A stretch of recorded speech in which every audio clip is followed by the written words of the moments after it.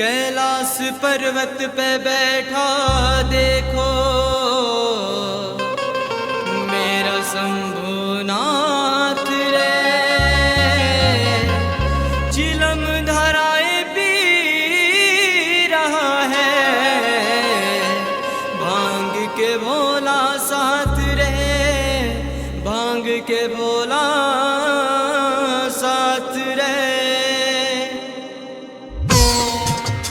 Bum bum bum bum bum bum bum bum bum bum bum bum bum bum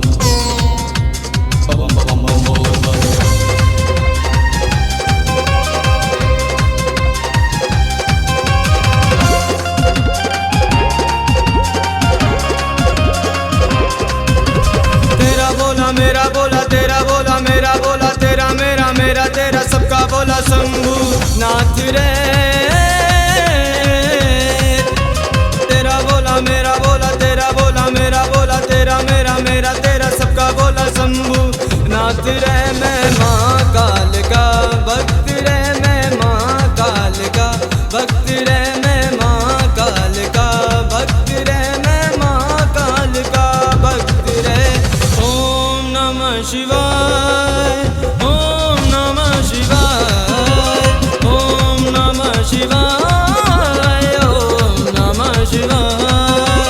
मेरा बोला तेरा बोला मेरा बोला, तेरा मेरा मेरा तेरा सबका बोला शंभू नाथ रे। मैं महाकाल का भक्त रे, मैं महाकाल का भक्त रे, मैं महाकाल का भक्त रे, मैं महाकाल का भक्त रे।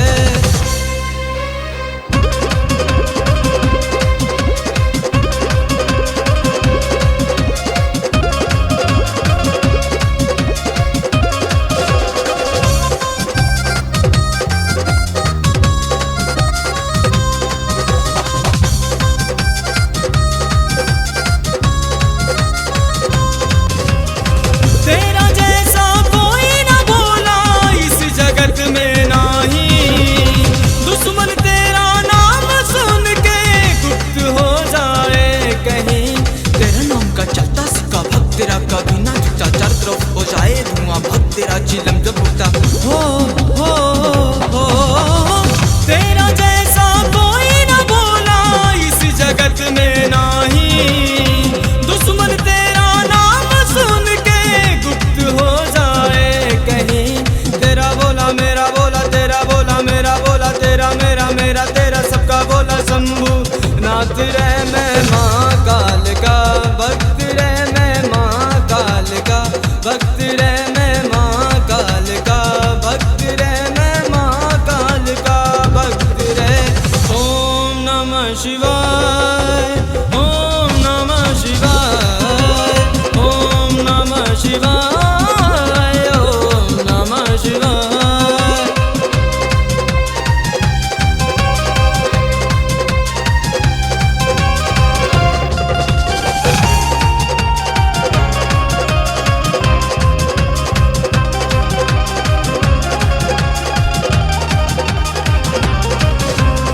भोला तू है ओ गणदानी, हो गया तेरा दुनिया दीवानी। रूप तेरा ने को बोला, जटा से बहता गंगा पानी। गले में तेरा सर पे लिपटा, तेरे आगे कोई ना टिकता, दुनिया तेरे नाम सुन के टैटू महाकाल का चपता हो। भोला तू है ओ गणदानी, हो गया तेरा दुनिया दीवानी।